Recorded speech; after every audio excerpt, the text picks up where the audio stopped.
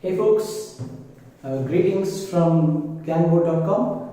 So we are back with a very cool topic today. It's about web scraping. So basically what is mean by web scraping? As technically when you can relate to the heading itself, it's a web page and scraping is nothing but taking the data out of the web page. So that's how a web scraping is completely defined, literally at least. So web scraping is a technique where you have a couple of data pages where you can take the data out of those pages and use it for any kind of interpretation you want. So considering the point whether web scraping, which is to collect data from some external sites and bring up and interpret and produce something, is it really legal? Is web scraping a legal concept? Of course, I cannot assure that it's a very legal concept unless and until you are not doing any potential damage or you are not giving any potential duplication of data to the original data publisher or the website. This is still illegal because the way you interpret data should be not doing any damage to the parent site. That's how web scraping, from ethical point of view, web scraping should not do any damage to the parent site. Right. So how does web scraping exactly works? So as we are aware that every web browser is made up of some markup programming, HTML, XML, some markup programming languages. It's basically the content is stored between the tags of these programming languages, and we are going to extract that data. So what is the difference? So we have already seen something called as Selenium. So Selenium also does the same. So what is the difference between Selenium and web scraping? Selenium goes and interacts physically with the tool or the web browser or the website. But web scraping does not even open a browser. It just crawls. When I say crawls, it literally crawls beneath the website. The website may not even sometimes be aware that there is a user fetching data from the website. So how do we exactly do this?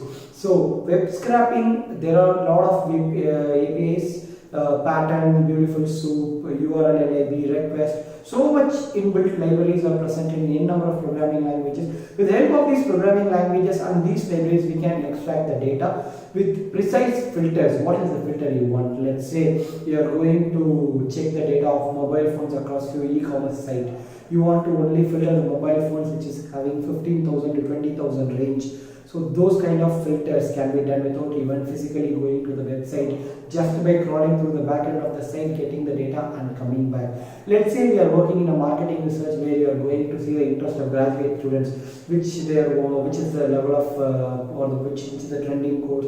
Everything which can be collected from across 100 millions of sites using web scraping without you physically going to the site and taking and interpreting. Everything can be done using web scraping. Web scraping is supported in a number of programming languages. One of the best programming languages in the market for web scraping is Python, which supports a number of user interfaces in a very simple model. And companies like Amazon Web Services and Google also provides their own web scraping free to the users, so that you can get the valuable information without any hassles. That is their objective at the end of the day. And Beautiful Soup, talking about Beautiful Soup, is one of the most extensive and most powerful library for this web scraping, because there is a server. Let's assume that your computer is going to talk to a web server and a web browser. The data which is downloaded from the server is always not human readable.